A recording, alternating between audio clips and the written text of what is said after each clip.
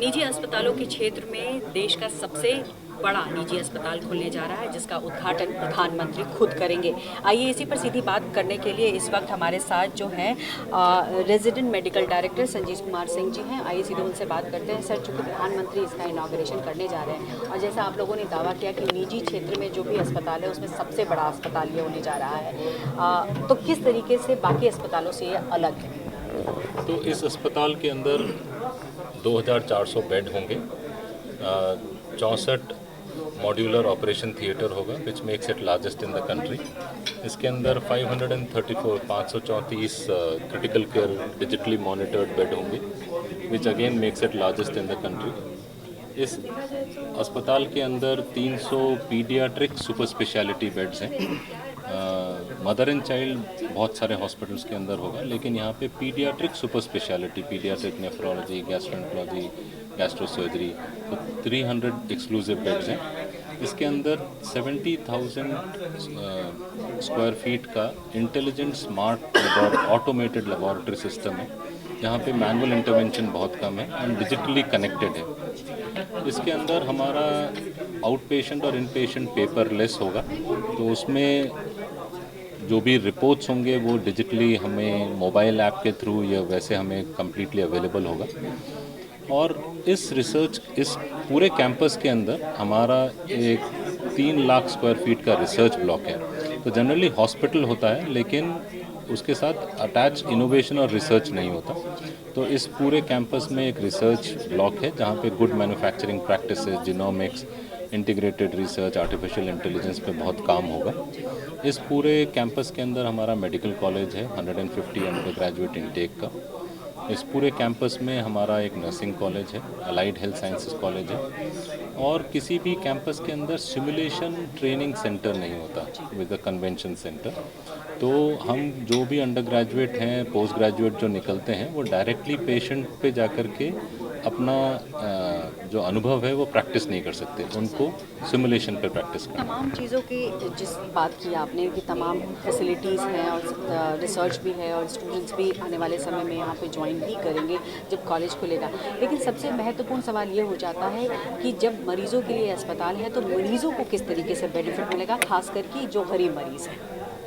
तो यहाँ पे जो भी मरीज़ आएंगे, यहाँ पे पूरा सेगमेंट जो है 2400 बेड का 2 सेगमेंट में डिवाइडेड है। एक इकोनॉमी हॉस्पिटल है और एक कॉरपोरेट हॉस्पिटल है।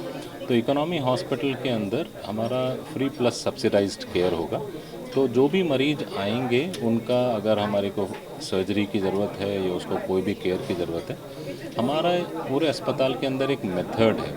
तो हम एक फाइनेंशियल एनालिसिस करके ड्यू डिलिजेंस करते हैं। एक हमारी बहुत ही एक्सपीरियंस मेडिकल सोशल वर्कर की टीम है जो आश्रम के कुछ लोगों के साथ काम करके उसको कितना फ्री केयर या कितना सब्सिडाइज्ड केयर प्रोवाइड करना है किसी भी डिपार्टमेंट के अंदर, वो ड्यू डिलिजेंस करके वो प्रोवाइड करेंगे। और बाकी एक हमारा पूरा एक कॉरपोरेट हॉस्पिटल है, तो उसके बेसिस पे जितना हमको दोनों सेगमेंट को जितना हम साथ मिल कर के ये क्लिनिकल केयर डिलीवर कर सकते हैं, वही हमारी कोशिश रहेगी। अच्छा सर, एक सवाल ये भी है कि चूँकि प्रधानमंत्री जो है प्राइवेट क्षेत्र में इस तरीके से नहीं जाते हैं या उद्घाटन नहीं करते हैं, लेकिन यहाँ वो उद्घाटन करने खुद पहुँच रहे हैं 24 तारीख को, कोई ख़ास वजह थी, कोई ख़ास इंटरेस्ट था उनका? अब हम बहुत ही ग्रेटफुल हैं कि honourable prime minister Narendra Modi ji ने अग्री किया है कि वो इनॉग्रेट करेंगे। वो हमारे संस्था के साथ काफ़ी हद तक जुड़े हुए हैं। उनका रुझान अम्मा के प्रति जो स्नेह है वो काफ़ी दिनों से है। वो इसलिए है क्योंकि अम्मा एक चीफ ह्यूमैनिटेरियन है और एक हम लोगों के लिए डिवाइन फिगर है, और उन्होंने सोसाइटी के लिए बहुत काम किया। पूरा उन्होंने जीवन अपना सोसाइटी के लिए दिया है, चाहे वो ऑर्फनेजेस हों, चाहे उनका डिस्टिट्यूट होम्स हों, चाहे पेंशन प्लान हो, चाहे फ्री होम हो। इन सब को देख कर के प्राइम मिनिस्टर जी हर समय संस्था के साथ काफ़ी हद तक जुड़े हुए हैं, और उसी का कारण होगा कि वो उन्होंने अग्री किया है कि हमारे यहाँ पे आकर के वो इनॉग्रेट भी करेंगे, और उनकी गाइडेंस के लिए हमें we look forward to his guidance. अंतिम सवाल करूँगी सर, एक तरफ साइंटिफिक कम्युनिटी है, आप लोग हैं, और इस तरीके से बड़ा अस्पताल खुल रहा है जिसके ज़रिए मरीजों का हेल्प होगा, लेकिन दूसरी तरफ कुछ ऐसे भी बयान आता है जो अभी हाल फिलहाल में रामदेव बाबा ने कहा कि वैक्सीन कोई काम का नहीं है, किसी तरीके से कुछ नहीं बचा रहा है, और दोबारा लोगों को कोरोना भी हो रहा है, लोग मर भी रहे हैं। इस पर आप लोग क्या कहेंगे? तो उस पर कमेंट करना बड़ा मुश्किल है, क्योंकि साइंस एविडेंस पे चलता है और एविडेंस पब्लिश होता है, और उसके बेसिस पे क्योंकि हम रिसर्च करते हैं, रिसर्च को पब्लिश करते हैं, पब्लिश करने पे एक या तो साइंटिफिक रिव्यू हो या मेटा एनालिसिस हो, तो बेस्ट लेवल ऑफ एविडेंस के बेसिस पे ही साइंस आगे बढ़ती है।